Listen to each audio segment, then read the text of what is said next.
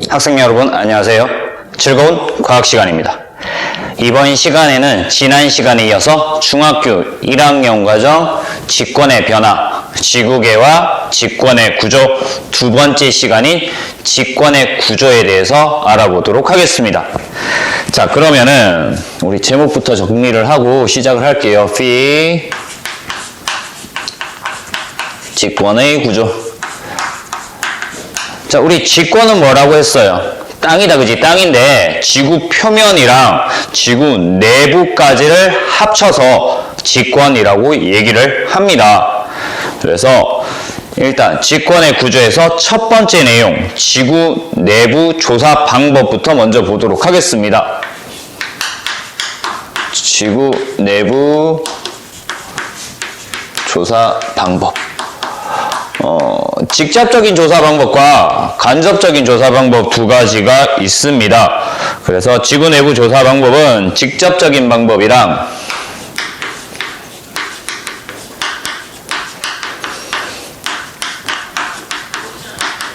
조사 방법과 간접적인 조사 방법. 간접적인 조사 방법, 이렇게 둘로 나눠서 비교를 한번 해볼까 해요. 자, 그럼 직접적인 조사 방법 어떤 것들이 있나 책에 봤더니 시추라는 거 있어. 시추.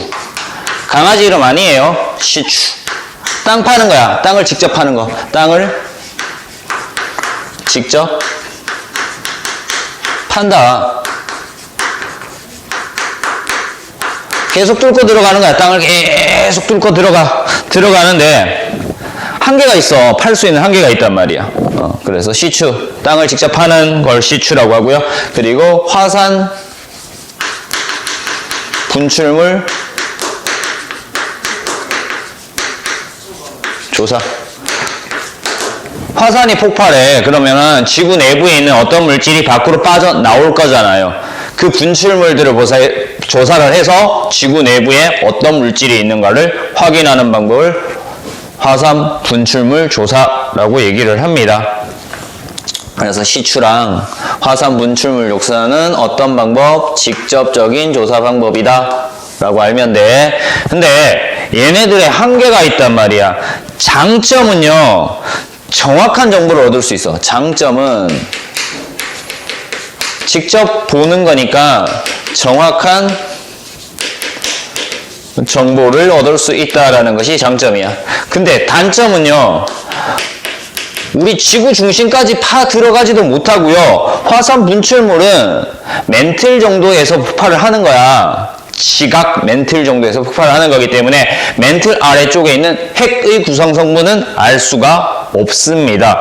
그래서 단점, 조사 범위에 한계가 있다.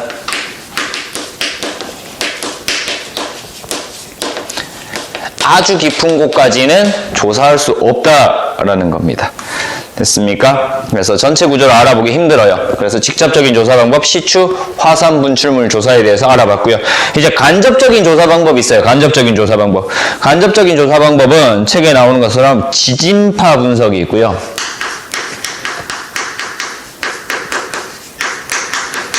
그리고 운석 조사 있어요. 자, 요렇게 두 가지 있어. 지진파 분석인데요. 이 지진파, 우리 두 가지 할 거야. S파라는 지진파와 P파라는 지진파 두 개를 빵 해서 지구 반대편까지 통과를 시켜요. 지진파를. 그러면은 지구 내부를 통과를 하죠. 통과하는 지진파를 분석을 해서 지진파의 변화를 알아보는 거야. 지진파의 뭐를 알아보냐면, 이 지진파를 분석하는데 지진파의 뭐를 알아보냐면 속도 변화를 따질 거야. 지진파의 속도 변화를 따져서 속도가 어떻게 변하는가, 그 변하는 지점마다 성분이 다르다라는 거, 경계가 있다라고 해서 지진파 분석을 통해서 지구 내부 구조를 알 수 있는 방법 있고요. 운석 조사입니다. 우주에서 떨어지는 운석이 지구와 성분이 비슷하다라고 가정을 하고요.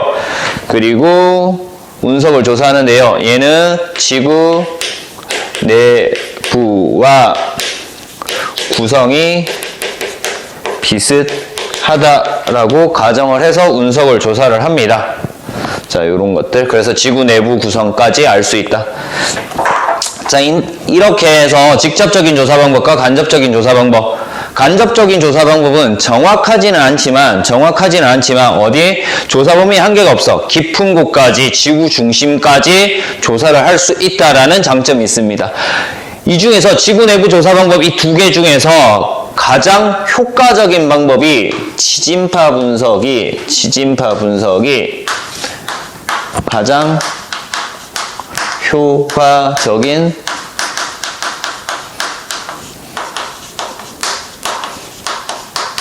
방법이다 라고 알면 돼요. 지진파 분석이 가장 효과적인 방법이다 라고 알면 돼. 그래서 통과하는 물질에 따라서 지진파의 속도가 달라지기 때문에 지구 내부의 구성 물질을 알 수 있는 겁니다. 자, 이렇게 해서 이제 지구 내부의 조사를 할 거야. 지진파 분석을 통해서 지구 내부를 조사를 합니다. 그래서 두 번째, 직권의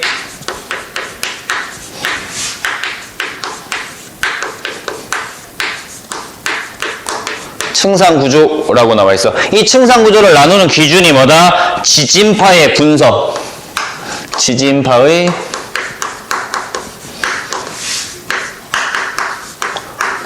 속도 변화를 통해서 4개의 층으로 나뉘어져. 어떤 층?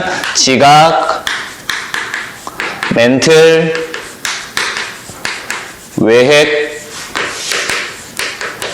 내핵이라고 하는 4개의 층으로 4개의 층으로 나뉘어지더라. 지각, 멘틀, 외핵, 내핵 4개의 층으로 나뉘어집니다. 자, 그래서 책에도 지구가 있지만 지구를 이렇게 그릴 거예요.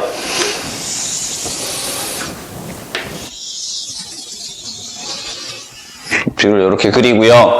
자, 지구가 4개의 층, 첫 번째 층은 되게 얇아요. 이렇게 해서 얇은 층 하나 그릴 건데, 이 얇은 층이 지각이에요. 지각인데 산도 있고 바다도 있을 거야, 그지? 그래서 지각은 산도 있고 바다도 있고 이렇게 있어요, 그죠? 울퉁불퉁하게 이렇게 생겼어요. 자, 이 부분이 뭐다? 지각이다 라는 거. 자, 두 번째 또 나눌 거예요. 여기에서 이렇게 하나 더 원을 그릴 겁니다. 원이 좀 이쁘게 안 됐는데 이렇게 나눌 거야. 그래서 지각 다음에 있는 층을 멘틀이라고 얘기를 해요. 멘틀. 자, 멘틀이 있고요. 그 다음에 하나 더 그릴게요. 여기에 이렇게 그릴 겁니다.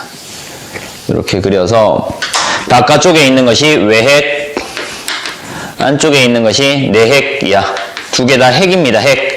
그래서 외핵과 내핵 이렇게 나뉘어져요. 자, 얘를 이제 어떻게?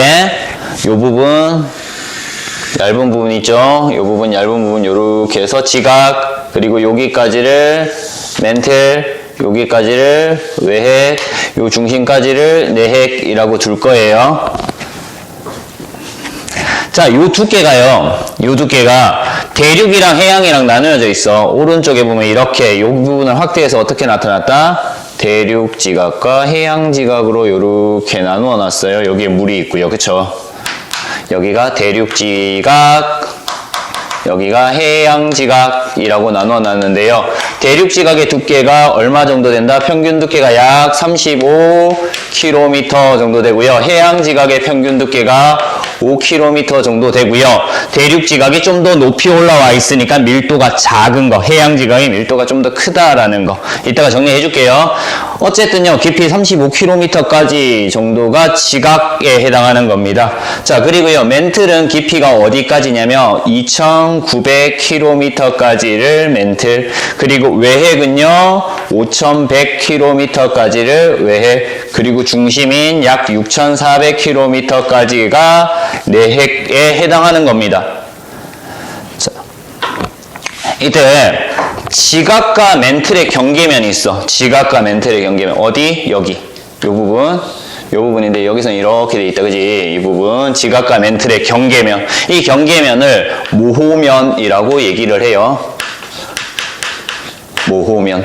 모호로 비치치 불연속면이라고도 얘기를 합니다. 모호면. 지각과 멘틀의 경계면이다 라고 알면 돼요. 자, 요렇게 봤고요. 이제 책에 있는 내용들 요렇게 정리가 됐어. 지각, 그리고 안쪽에 뭐 멘틀, 여기다가 멘틀이라고 적을게요. 멘틀, 그리고 얘가 외핵, 그리고 안쪽이 내핵. 이렇게 정리를 하고요. 자, 책에 있는 내용들 더 볼 거예요. 자, 지각. 상태 나와 있어. 상태. 노란색으로 정리할게요. 지각은 어떤 상태? 고체 상태예요. 암석으로 이루어져 있어. 그래서 대륙지각이 화강암질 암석으로 이루어져 있고요. 해양지각이 현무암질 암석으로 이루어져 있다라는 거. 멘틀. 고체인데요. 고체인데 뭐를 가지고 있다? 유동성을 가집니다. 유동성이 뭐다? 움직이는 거죠. 움직이는 고체다. 멘틀은. 움직일 수 있는 고체다라는 거. 얘는 고체 상태인데 감람암질 암석으로 되어 있어. 감람암. 그래서 밀도가 좀 더 커요. 어쨌든 여기까지는 고체 상태의 암석으로 되어 있어. 규산형 강물이라고도 얘기를 해. 뒤쪽에서 배울 거야. 그래서 책에 보면은요. 암석으로 된 지구 겉부분으로 두께가 가장 얇다. 지각. 대륙지각과 해양지각으로 구분된다. 대륙지각은 화강암질 암석으로 되어 있고 두께가 35km로 두껍고요. 해양지각은 현무암질 암석으로 되어 있고 두께가 얇다. 대륙지각의 밀도가 작은 거, 그리고 해양지각이 밀도가 크다라는 것까지 알면 돼요. 대륙지각이 밀도 비교하면요. 밀도가 대륙지각이 작은 거, 해양지각이 크다. 라는 거 알아두면 되고요.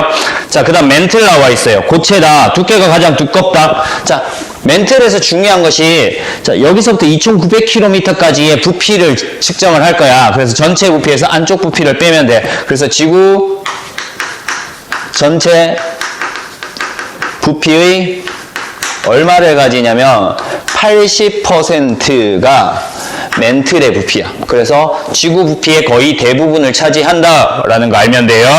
자, 지각보다 무거운 암석으로 되어 있다. 그래서 아래쪽에 있다. 깊은 곳에 존재하더라. 여기까지가 암석으로 이루어져 있어. 자, 외핵과 내핵은요. 외핵과 내핵은요. 뭐로 이루어져 있냐면 얘네들은 철과 니켈로 이루어져 있단 말이야. 무거운 걸로 이루어져 있어. 철과 니켈로 이루어져 있는데 외핵은 어떤 상태냐면 액체 상태야. 외핵은 액체 상태. 그리고 내핵은 고체 상태야. 자, 여기서 외핵이 액체 상태인 거, 외핵이 액체 상태래. 이거 뭐 가지고 알 수 있었냐면요. 지진파 중에서 S파가 통과하지 못하더라 라는 거 가지고 외핵이 액체 상태이다 라는 사실을 알 수 있었습니다. 자, 그래서 외핵은 유일하게 액체 상태고요. 그리고 그 안쪽에 고체 상태의 내핵이 있더라. 철과 니켈과 같은 무거운 원소로 이루어져 있다라는 거 알면 돼요. 자, 이렇게 해서 알아봤어요. 지구 내부의 구조. 그래서 이번 시간에 했던 내용들 다시 한번 정리하고요. 마치도록 하겠습니다. 이번 시간에 직권의 구조 알아봤다. 우리 땅, 지구 표면과 지구 내부까지의 구조를 알아봤습니다. 이 구조를 알아보기 위해서 조사를 해야 돼. 그지? 직접적인 조사 방법과 간접적인 조사 방법이 있습니다. 직접적인 조사 방법은 땅을 직접 뚫는 시추법, 그리고요, 화산 분출물 조사 방법이 있는데요. 정확해. 하지만 너무 깊이까지 들어갈 수 없기 때문에 조사 범위에 한계가 있다라는 단점이 있었고요. 그래서 간접적인 조사 방법을 합니다. 지진파 분석이라든가 운석 조사를 합니다. 정확하지는 않지만 한계가 없다. 그지? 지구 가장 중심까지 조사를 할 수 있었습니다. 이 중에서 가장 효율적인 방법이 지진파 분석이었고요. 직권의 내부 구조를 보는 거죠. 층상 구조. 4개의 층으로 나뉘어져 있는데 이 4개의 층으로 나누는 기준이 지진파의 속도 변화에 의해서 4개의 층으로 나눠 지각, 멘틀, 외핵, 내핵으로 나누고요. 지각이 가장 윗부분에서 얇은 부분, 대륙지각이 약 35km까지, 해양지각이 5km까지고요. 대륙지각은 화강암질 암석, 그리고 해양지각은 현무암질 암석으로 되어 있더라라는 거. 그 밑에 멘틀, 전체 부피 중에서 가장 많은 부피를 차지하더라. 이때 지각과 멘틀의 경계면을 모호면이라고 한다라는 거 보면 되고요. 그리고 외핵, 내핵, 철과 니켈로 이루어져 있는데 외핵이 유일하게 액체 상태였다. 에스파가 통과하지 못하는 것을 보고 액체 상태임을 알 수 있었습니다. 됐습니까? 자, 이번 시간에 여기까지 해서 직권의 구조에 대한 내용 수업 마치도록 하겠습니다.